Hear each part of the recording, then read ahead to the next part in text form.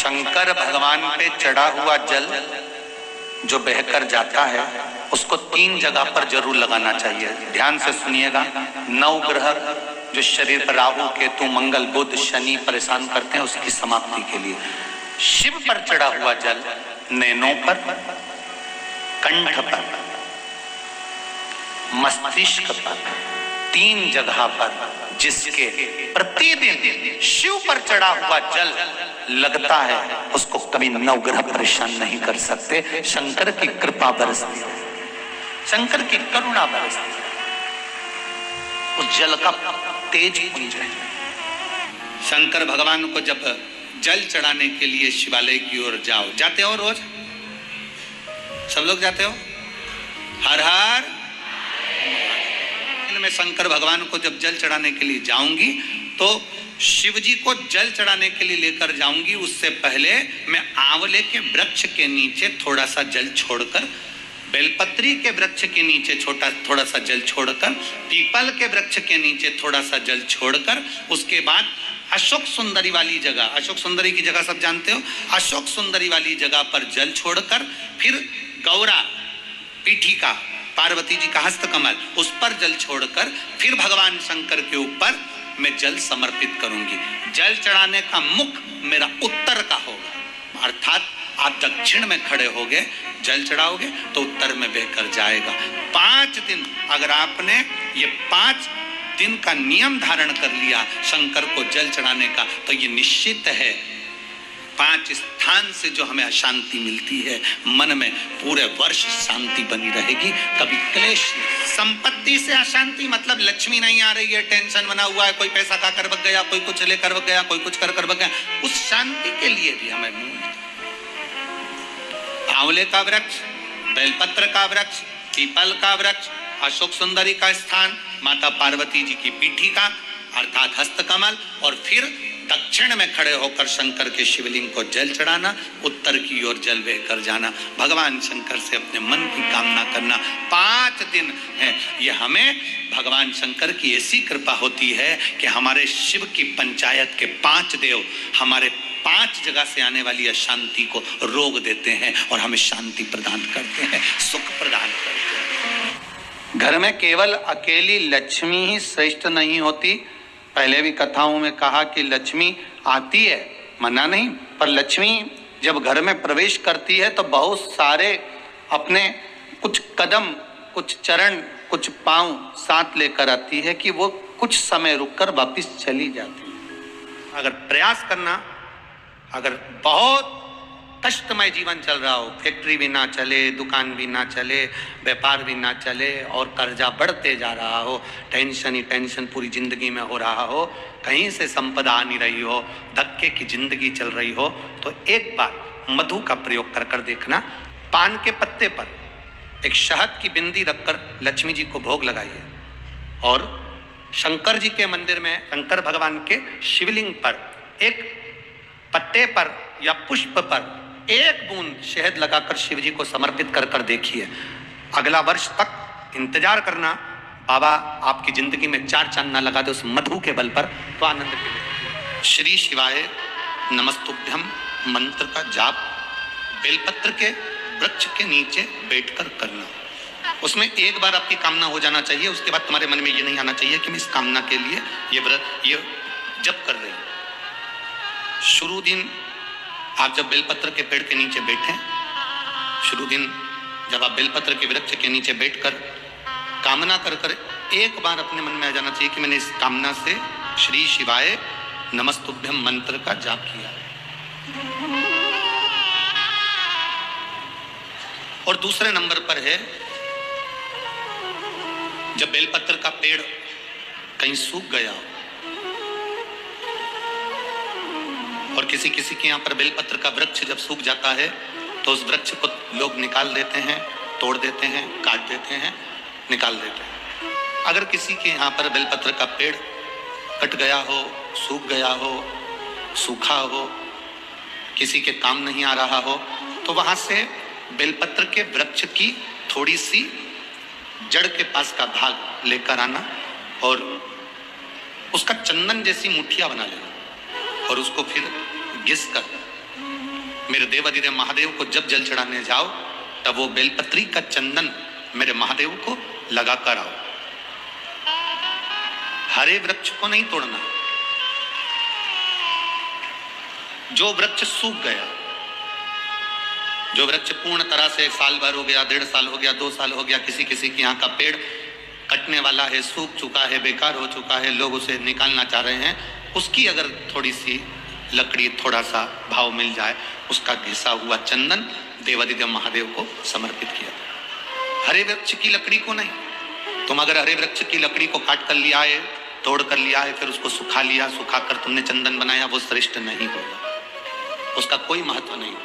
हरे वृक्ष में से जब हम पत्तियां तोड़ते हैं तो उसकी डाली कभी नहीं टूटना चाहिए। वृक्ष में से केवल पत्ती तोड़ो पर डाली ना तोड़ो। फूल में से, फूल के पौधे में से, पुष्प की डाली में से पुष्प तोड़ो पर उसकी डाली कभी मत तोड़ो।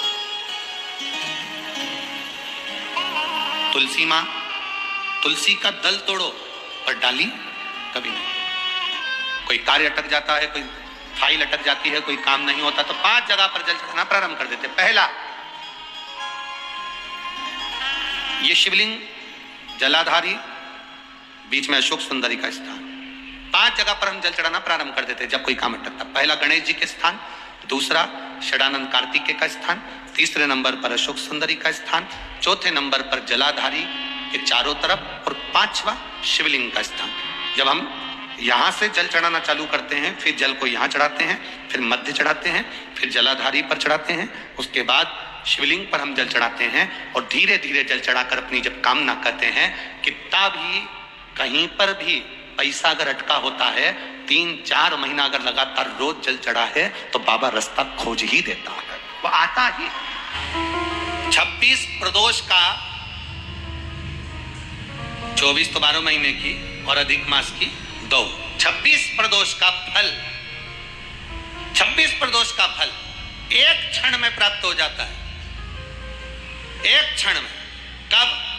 कहा जिस दिन प्रदोष का दिन हो, 26 प्रदोष में से कोई भी प्रदोष का दिन हो और प्रदोष काल में आप अपने घर से जल और एक हाथ में घी का भरा हुआ दीप लेकर जिस दिन शंकर के मंदिर में जाते हो, शंकर को जल चढ़ाकर हाथ का स्पर्श जलाधारी पर कर कर शिव मंदिर में दीप प्रज्वलित कर देते हो, 26 प्रदोष का पुण्य फल उसी क्षण प्राप्त हो।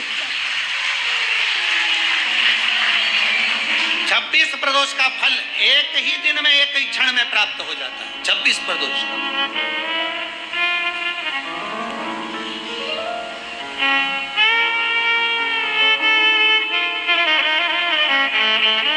कई माताएं कहेंगी गुरुजी हम तो इतने साल से प्रदोष कर रहे हैं और तुमने इन सबको एक ही में निपटा दिया, एक ही बार में पूर्ण करा दिया है, हम इतने साल से कर रहे हैं। वो क्या, देखो तुम सब व्रत कर रहे हो ना, तो ये आजकल की जो नवयुवक पीढ़ी है, ये हो सकता है व्रत कर पाए ना कर पाए।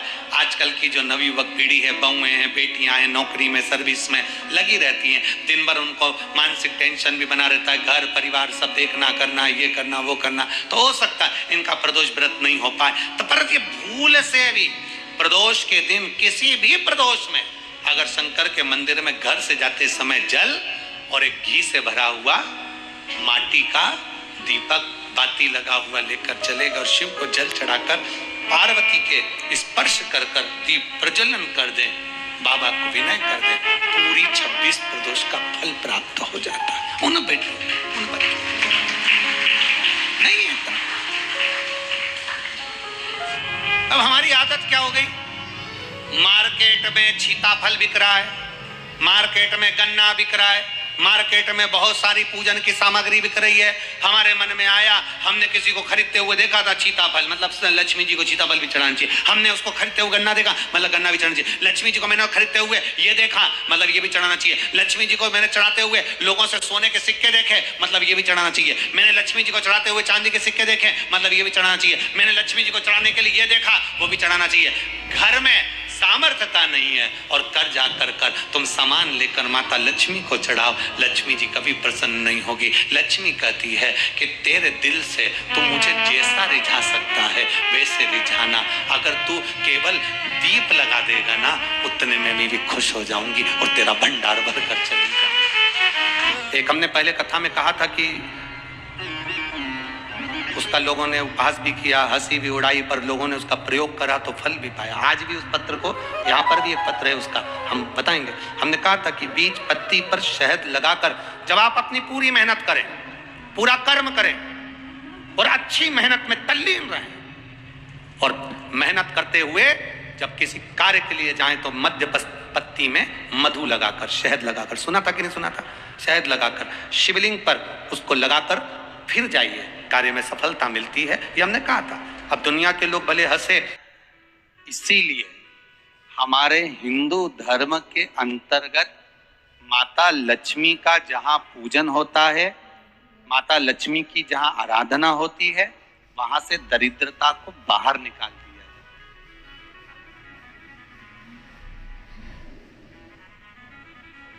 कितने दिनों पहले किसी के यहाँ 10 दिन, 15 दिन, 20 दिन पहले से सफाई का क्रम प्रारंभ हो जाता है।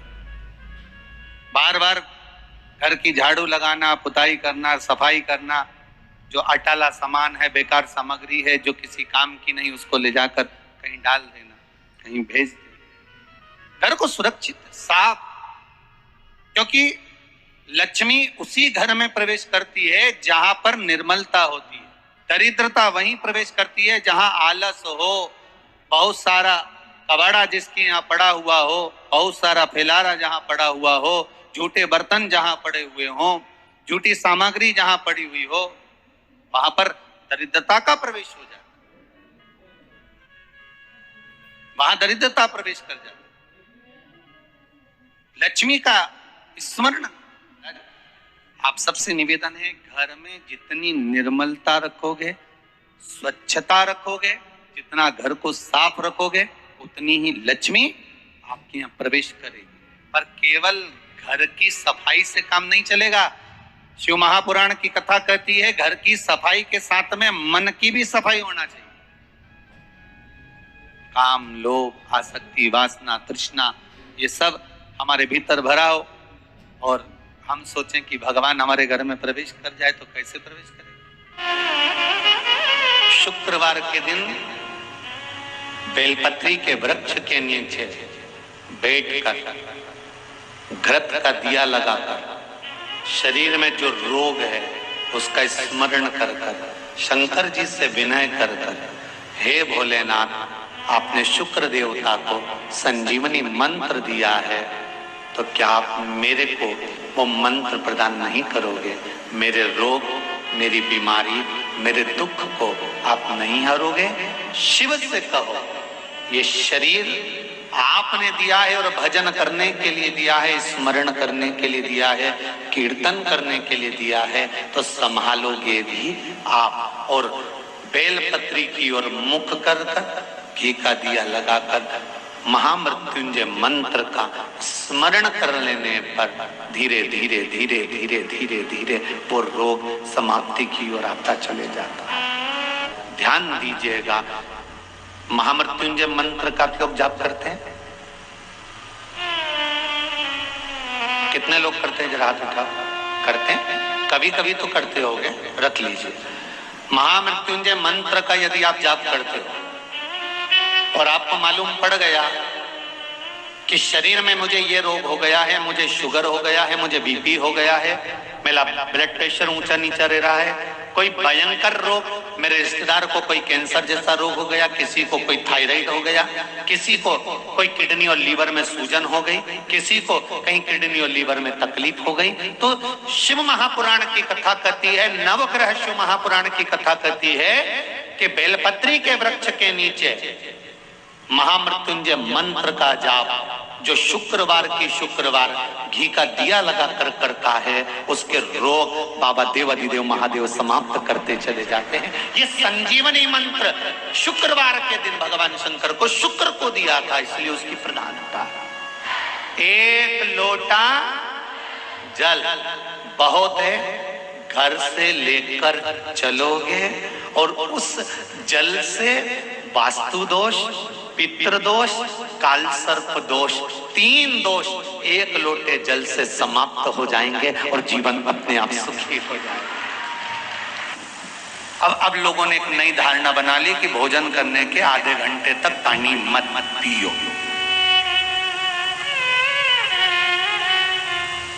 मत पियो, हम भी कर रहे हैं, नहीं पीना है मत पियो। पाचन क्रिया में, अग्नि में अगर तुमको कोई तकलीफ आ रही है तो मत पियो। पर निवेदन है कम से कम एक घुट का पानी, कम से कम आधा गिलास, थोड़ा सा आचमन जितना तो पीना चाहिए, जिससे मुख का जल भीतर चले जाए और जो अंदर कुछ तकलीफ हो जीवन की वो समाप्त हो। शिव महापुराण की कथा कहती है, अगस्त ऋषि की कथा, महाभारत का वन पर्व का सुंदर तीर्थ यात्रा पर्व का 98 नंबर का अध्याय कहता है, भोजन करने के बाद मुख में थोड़ा पानी जाना जरूरी होता है। कारण हमारे जीवन में कुछ दुनिया के लोग अगर हम पर कुछ प्रहार करने वाले होते हैं, कोई हाय लग जाती है, किसी ने नजर लगा दी होती है, किसी ने डौना कर दिया होता है, कोई दुख आने वाला होता है, और भोजन के बाद हमारे ऊपर अगर काल मंडराने वाला होता है, तो मात्र जल का आचमन करने से वो पाप समाप्त हो जाता है। और हम क्यों, भोजन में ऐसा क्या होता है, भोजन ग्रहण करने के बाद जल पीने से ऐसा क्या प्राप्त होता है जिसके बल पर ये सारे तकलीफें मिट जाती है? उसका कारण क्या है? तो कहा भोजन अन्नपूर्णा है और जल मेरे शंकर का स्वरूप है। जब वो भीतर जाता है तो सारे विकारों को समाप्त कर देता है। हमारा प्रश्न केवल इतना सा है कि हमारे इधर मंदिरों के अंदर जल चढ़ाने के लिए नहीं जाने देते, और हम पशुपति व्रत करें तो फिर कैसे करें? और ये प्रश्न एक का नहीं होगा, आप में भी कई लोग बैठे होंगे ऐसे जिनके भीतर का ये प्रश्न होगा। कितने लोग हैं जिनका प्रश्न है ये? अरे बहुत सारे। रोको जरा, बहुत बड़े। ये प्रश्न किसी एक का नहीं, अगर मद्रास से आया है, चेन्नई से आया है, और यहाँ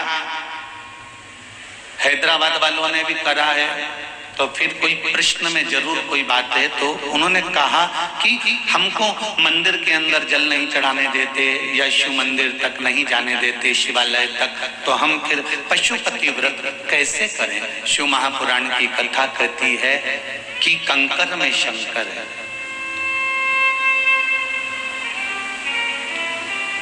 एक काम करिए,